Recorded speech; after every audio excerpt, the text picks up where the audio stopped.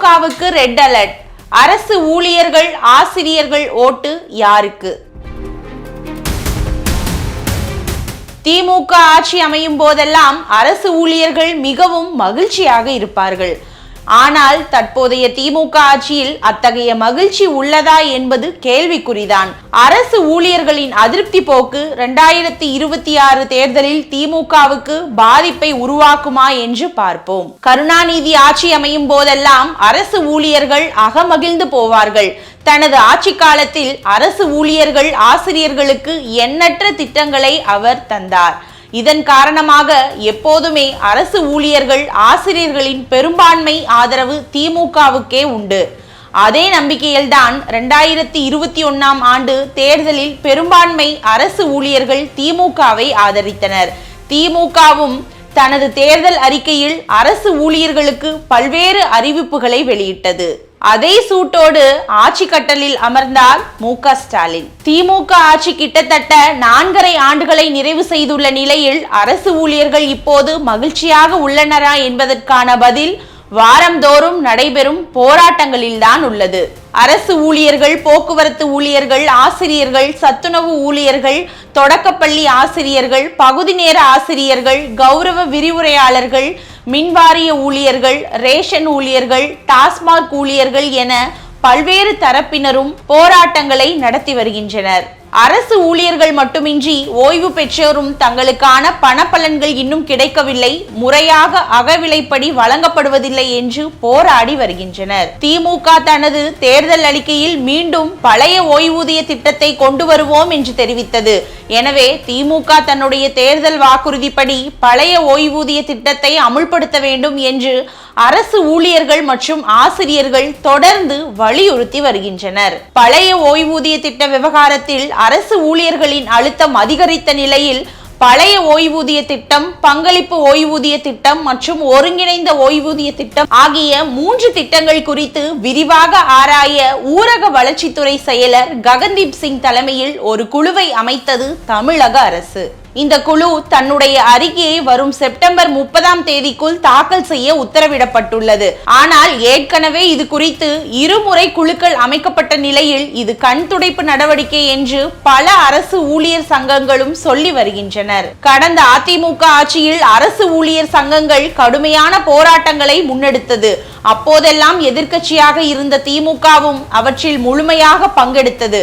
ஆனால் இப்போது அங்கொன்றும் இங்கொன்றுமாய் போராட்டங்கள் நடந்தாலும் காத்திரமான போராட்டங்கள் நடப்பதில்லை. இதற்கான காரணம் பல்வேறு முக்கிய அரசு ஊழியர் சங்கங்கள். எனவே அவர்கள் வலுவான போராட்டத்தை முன்னெடுக்க தயங்குகின்றனர் என்கிறார்கள் சில அரசு ஊழியர் சங்கத்தினர்.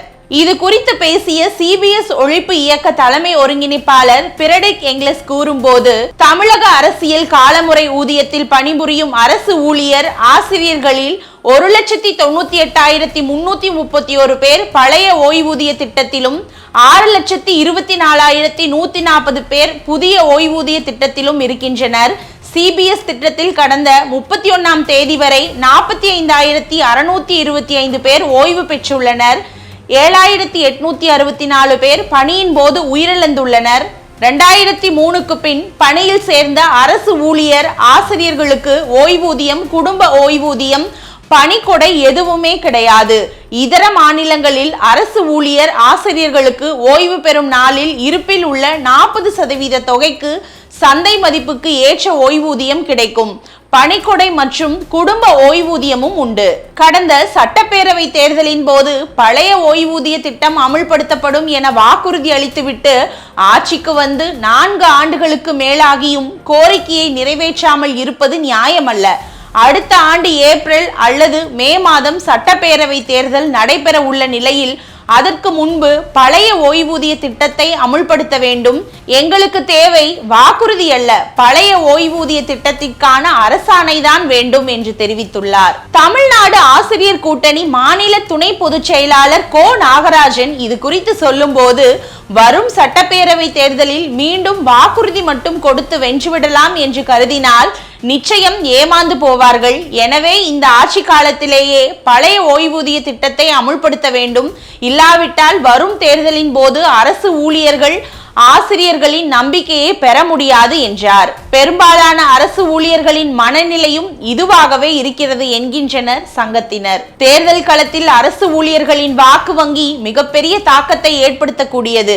ஏனென்றால் தமிழகத்தில் சுமார் 10 லட்சம் அரசு ஊழியர்களும் சுமார் 8 லட்சம் ஓய்வூதியதாரர்களும் உள்ளனர்.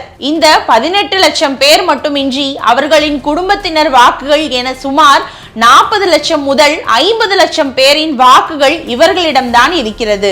அரசு ஊழியர்கள் அவர்களின் குடும்பத்தினர் வாக்குகள் மட்டுமின்றி பொதுத்தள வாக்காளர்களிடையே இவர்கள் தாக்கத்தை ஏற்படுத்துவார்கள். எனவே ஆட்சியை மாற்றுவதும் ஆட்சியை தக்க வைக்கவும் அடித்தளம் இடுவதில் முதன்மையானவற்றுள் ஒன்றுதான் அரசு ஊழியர்களின் வாக்குகள். அந்த வகையில் தற்போதைய அரசு ஊழியர்கள் ஆசிரியர்களின் மனநிலை அத்தனை திருப்தியாக உள்ளதா என்பதுதான் சந்தேகம். தேர்தலுக்கு இன்னும் சில மாதங்களே உள்ள நிலையில் அவர்களின் நம்பிக்கையை திமுக அரசு வென்றெடுக்குமா என்று பொறுத்திருந்து பார்ப்போம்.